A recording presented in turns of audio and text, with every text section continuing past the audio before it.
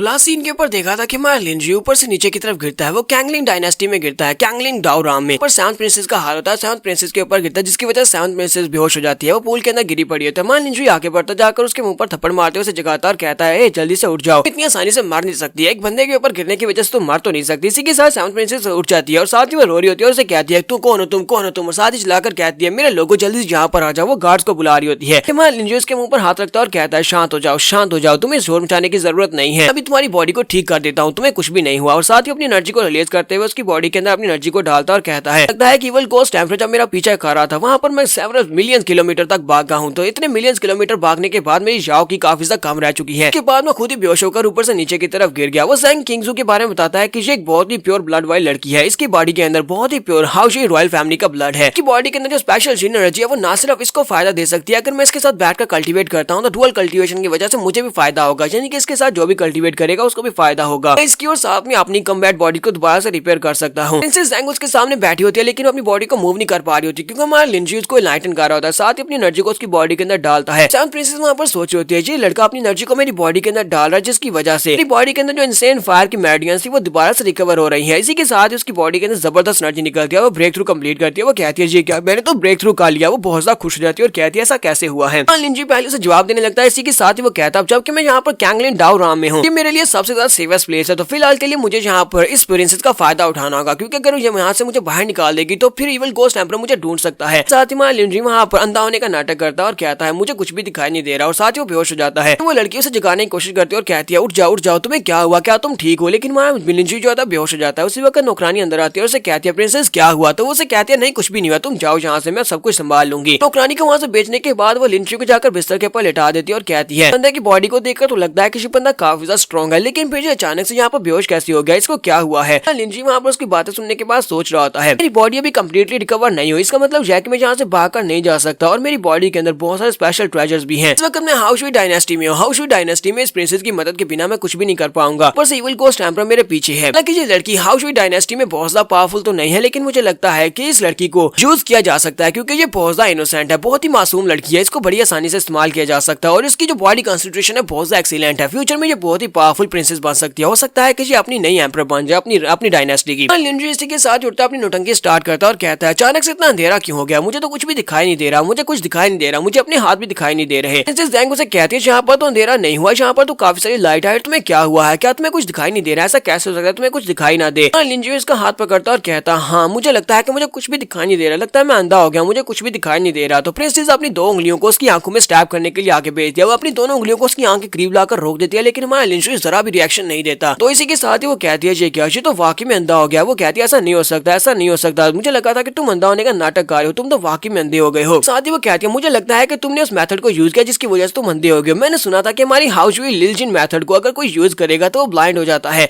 कि तुमने उस मेथड की बैकलैश को फेस किया जिसकी वजह से अब तुम्हारी आंखें चली गई, तुम अंधे हो गए हो। तुम्हारा लिंजी उसकी बात सुनने के बाद कहता है, तुमने क्या कहा, मुझे लगता है कि मैंने उस बैकलैश को ही फेस किया है। क्या पता था कि तुम हाउशवी डायनेस्टी की लड़की हो, जिसकी वजह से तुम्हारी उस एनर्जी को दोबारा से रिपेयर करते हुए मेरी अपनी आंखें चली गई। इसलिए कहती है, अच्छा ठीक है, प्लीज मुझे माफ कर देना, मुझे रिकवर कराने के दौरान ही तुम्हारी आंखें चली गई हैं, लगता है मुझे तुम्हारी जो रिस्पॉन्सिबिलिटी लेनी पड़ेगी। मुझे ये तो पता था कि इस टेक्निक की बैकलैश की वजह से नजर चली जाती है, लेकिन मुझे ये नहीं पता था कि बाहर के लोग जो कि यहाँ के नहीं है वो भी इस टेक्निक की वजह से मुतासिर होते हैं। लिंजी से कहता है कि मुझे याद है हाउशवी लिंजिन टेक्निक है, ये बहुत ही पावरफुल टेक्निक है, और ये सिर्फ और सिर्फ लिंजी डायनेस्टी के जो एम्परर्स हैं और उनकी रॉयल फैमिली है उन्हीं के पास है। इसका मतलब यह है कि तुम एक प्रिंसेस हो, क्या मैं एक प्रिंसेस को देख रहा हूँ। तो वो कहती है, हाँ मैं एक प्रिंसेस ही हूँ। लिंजी से कहता है, अगर ऐसी बात है तो प्रिंसेस क्या तुम मुझे यहाँ पर कुछ दिनों के लिए रहने के लिए दे सकते हो, क्योंकि जब तक मेरी आंखें रिकवर नहीं कर जाती तब तक मुझे यहीं पर रहना होगा, मैं जा नहीं सकती। इसलिए कहती है, हाँ ये बात ठीक है, मैं सेवंथ प्रिंसेस हूँ, मैं तुम्हें यहाँ पर रख सकती हूँ, लेकिन तुम्हें बताना होगा कि तुम अचानक से यहाँ पर कैसे आए, तुम यहाँ पर क्या कर रहे थे और किस वजह से तुम यहाँ पर आए हो। लिंजी से सारी की सारी बात बताता है। वो कहता है, अपनी वाइफ के साथ प्रैक्टिस कर रहा था, मेरी वाइफ बहुत ही खूबसूरत लड़की है, जिसकी वजह से एल्डेस्ट प्रिंस जो है उसकी नजर मेरी वाइफ के ऊपर पड़ी, और वो तुम्हें पता है किस तरह का ठरकी इंसान है, हो सकता है कि तुम्हें ना पता हो, लेकिन उसने मेरी वाइफ को छीनने के लिए मेरे पर अटैक किया। मैंने कैंशियन टेलीपोर्टेशन रे को ओपन किया और वहां से भाग निकला, और जिसकी वजह से मैं यहाँ पर गिर गया, उसने मेरे पर अटैक किया था। सुनने के बाद प्रिंसेस ने कहती है, मुझे अपने बड़े भाई के बारे में अच्छी तरह से पता है कि वो किस किस्म का घटिया इंसान है, वो एक बहुत ही इवल और बेकार इंसान है, उसे तो मरना चाहिए, क्योंकि तुमने उस कमीने की वजह से यहाँ पर मुझे हील करते हुए बैकलैश को सफर किया और तुम अंधे हो चुके हो। तो फिर ठीक है, मुझे यहाँ पर तुम्हारी केयर करनी होगी, मैं तुम्हारा ध्यान रखूंगी, तुम्हें परेशान होने की जरूरत नहीं है। लिंजी से कहता है, प्रिंसेस तुम्हारा बहुत बहुत शुक्रिया, मैं ज्यादा दिनों के लिए यहाँ पर नहीं रुकूंगा, अगर तुम यहाँ पर मेरी मदद करोगी तो मैं और भी जल्दी से अपनी आंखों को रिकवर करवा सकता हूँ, क्योंकि तुम्हारी बॉडी के अंदर जो प्योर जीन एनर्जी है उसकी मदद से मैं अपने आप को जल्दी से हील कर सकता हूँ। उसे कहती है क्या वाकई में तुम यहाँ पर सीरियसली रिकवर हो सकते हो, वो भी जल्दी से जल्दी। इंजरी से कहता है हाँ मैं रिकवर हो सकता हूँ, उसके लिए तुम्हें ये करना होगा, तुम्हें अपने हाथ मेरे हाथों में देने होंगे। हम लोग अपने हाथों को लॉक करेंगे और उसके बाद हम लोग यहाँ पर जिन और जैंग परफॉर्म करेंगे। क्या तुम्हें इस बात से कोई दिक्कत तो नहीं है? तो प्रिंसेस से कहती है नहीं, तुम मेरी वजह से अंधे हुए तो मैं यहाँ पर तुम्हें ठीक करने के लिए कर सकती हूँ, यानी कि मैं तुम्हारी रिस्पॉन्सिबिलिटी उठाने को तैयार हूँ। ठीक है मैं तुम्हारे साथ करने को तैयार हूँ। तो वो लिंजरी के सामने बैठ जाती है। हमारा लिंजरी उसके हाथों में अपने हाथ डालता है, साथ एनर्जी को रिलीज करता है। दोनों एनर्जी जब रिलीज करते हैं हमारा लिंजरी असल में उसका भी फायदा करवा रहा होता है और साथ ही अपना भी फायदा कर रहा होता है, क्योंकि उसकी बॉडी के अंदर जो प्योर जिन होती है और साथ में हाउसवी रॉयल फैमिली का जो ब्लड होता है वो ब्लड लाइन की पावर बहुत ज्यादा प्योर है। तो प्रिंसेस वहां पर कहती है एक्सरसाइज तो बहुत ज्यादा अमेजिंग है, मेरी कल्टीवेशन कॉन्स्टेंटली इंप्रूव होती जा रही है, यानी कि हो सकता है कि मैं बहुत ही जल्दी अगला ब्रेक थ्रू भी कंप्लीट कर लूं। जबकि हमारा लिंजरी वहां पर सोच रहा होता है लड़की को तो अभी तक ये भी नहीं पता कि इसके पास बहुत ही प्योर एंशिएंट ब्लड है जो कि हाउसवी रॉयल फैमिली का ब्लड है, जिसके जितने भाई हैं उन सभी के पास इतना प्योर ब्लड नहीं है। लेकिन इस लड़की ने अभी तक अपनी रॉयल ब्लड लाइन के ब्लड को कंप्लीटली एक्टिवेट नहीं किया हुआ। सिर्फ ये लड़की जहाँ पर मेरी मदद कर रही है मुझे रिकवर करने के, बल्कि ये लड़की जहाँ पर मुझे एम्परर्स के ब्लड को रिफाइन करने में मदद करेगी। थोड़ी देर के बाद प्रिंसेस हमारे लिंजरी से कहती है मुझे लगता है कि मैं और ज्यादा बर्दाश्त नहीं कर सकती। तुम्हारे लिंजरी से कहता है अच्छा ठीक है, वैसे भी मैं यहाँ पर जल्दी नहीं करनी चाहिए, लेकिन मुझे जितनी जल्दी होगा उतनी जल्दी अपनी आंखों को वापस हासिल करना होगा, इसलिए हमें दिन में 2-3 बार चेक करना चाहिए। तो वो से कहती है अच्छा ठीक है कल सुबह दोबारा से प्रैक्टिस को स्टार्ट करेंगे। तो हमारे लिंजरी से कहता है थैंक यू सेवंथ प्रिंसेस, तुम्हारा बहुत बहुत शुक्रिया। उसी वक्त बाहर से आवाज आती है और उसे कहा जाता है कि फोर्थ प्रिंसेस तुमसे मिलने के लिए आए, चलो जल्दी से बाहर आ जाओ। तो सेवंथ प्रिंसेस हमारे लिंजरी से कहती है तुम अंदर ही रहना और कोई आवाज मत करना, मैं बाहर जा रही हूँ अपनी फोर्थ सिस्टर से मिलने के लिए। उसके वहां से बाहर जाने के बाद हमारा लिंजरी सोच रहा था पता नहीं जाओ मिमी के साथ क्या हुआ होगा, जाओ मिमी ठीक होगी या नहीं, क्योंकि उसकी कल्टीवेशन काफी ज्यादा हाई है। हो सकता है कि वो किसी दूसरी डाओरा में बिल्कुल सेफ हो, उसके बारे में ज्यादा फिक्र करने की जरूरत भी नहीं है। जेंग हांगसू वहां से बाहर निकलती है, सेवंथ प्रिंसेस बाहर निकलती है तो अपनी बहन से कहती है जेंग शाशा तुम यहाँ पर क्या करने के लिए है और तुमने मेरे लोगों के साथ क्या किया है। उसके जितने भी लोग वहाँ पर बाहर खड़े थे उन सभी को उसने बेहोश कर दिया होता है मार पीट कर। उसे कहती है कि मैं यहाँ पर तुम्हें एक न्यूज डिलीवर करने के लिए आया हूँ, ब्रदर ड्वा हांग ने कहा है कि वो तुम्हारे लिए एक मास्टर को चूज कर रहे हैं। जितने भी सर्वेंट्स हैं ये सभी लोग हमें यहाँ से बाहर निकालने की कोशिश कर रहे थे, ये मुझे अंदर ही नहीं आने दे रहे थे तुमसे मिलने के लिए, इसी वजह से मुझे इनको सबक सिखाना पड़ा, इन लोगों को मैंने अच्छा सबक सिखाया है। प्रिंसेस उसे कहती है मेरे लोगों को तुम्हारे सबक की जरूरत नहीं है, इसलिए दोबारा यहाँ पर मेरे लोगों के ऊपर अटैक मत करना, ना ही मुझे यहाँ पर एक मास्टर की जरूरत है। तुम्हें पहले बता रही हूँ अगर तुम लोग मेरे लिए किसी मास्टर को रेंज करोगे तो मैं इस मास्टर को दोबारा यहाँ से निकाल दूंगी। फोर्थ प्रिंसेस उसे कहती है तुम हर बार हमारे मास्टर को भेजे हुए मास्टर को भेज देती हो, लेकिन इस बार तुम मास्टर को यहाँ से भेज नहीं पाओगी क्योंकि वो एक बहुत ही पावरफुल मास्टर है, वो एम्परर किंग राम के तीसरे लेवल पर है। मास्टर का नाम किंग सॉन्ग है और वो जीजुन डायनेस्टी से यहाँ पर तुम्हारा मास्टर बनने के लिए आया है। प्रिंसेस उसे कहती है तो इस बात से क्या फर्क पड़ता है, मैं उस मास्टर को नहीं रखने वाली। तो वो उसे कहती है ये तुम्हारा फैसला नहीं है बल्कि ये क्वीन का ऑर्डर है, अगर तुम अपने लिए एक मास्टर नहीं ढूंढ पाती तो यहाँ पर ब्रदर कैंगजुआन तुम्हारे लिए मास्टर को अरेंज करवाएगा, ये हमारी क्वींस के ऑर्डर थे। प्रिंसेस उसे कहती है ठीक है तो फिर ठीक है मैं अपनी तरफ से खुद अपना मास्टर ढूंढ सकती हूँ। साथ ही वो सोच रही होती है अंदर जो बुलंदा है वो उसकी कल्टीवेशन काफी ज्यादा हाई है, हो सकता है कि वो मेरा मास्टर बन जाए तो वो यहाँ पर मेरा मास्टर बनकर इनके सामने इनके मुंह बंद करवा सकता है। फोर्थ प्रिंसेस से कहते हैं अच्छा ठीक है तो तुम अपनी तरफ से मास्टर ढूंढने वाले, चलो फिर ठीक है कल मैं अपने मास्टर किंग सॉन्ग को अपने साथ लेकर आऊंगी और तुम भी अपने मास्टर को साथ लेकर आना, देखते हैं कि कौन सा मास्टर ज्यादा पावरफुल है, जो मास्टर ज्यादा पावरफुल हुआ वही तुम्हारा मास्टर बनेगा, दूसरे को जाना पड़ेगा। यहाँ पर हम लोग अपनी एपिसोड 183 का एंड करेंगे। एपिसोड की एक्सप्लेनेशन अच्छी लगी हो तो कमेंट करके जरूर बताइएगा, चैनल को सब्सक्राइब कर दे, वीडियो को लाइक और शेयर कर दे। शुक्रिया।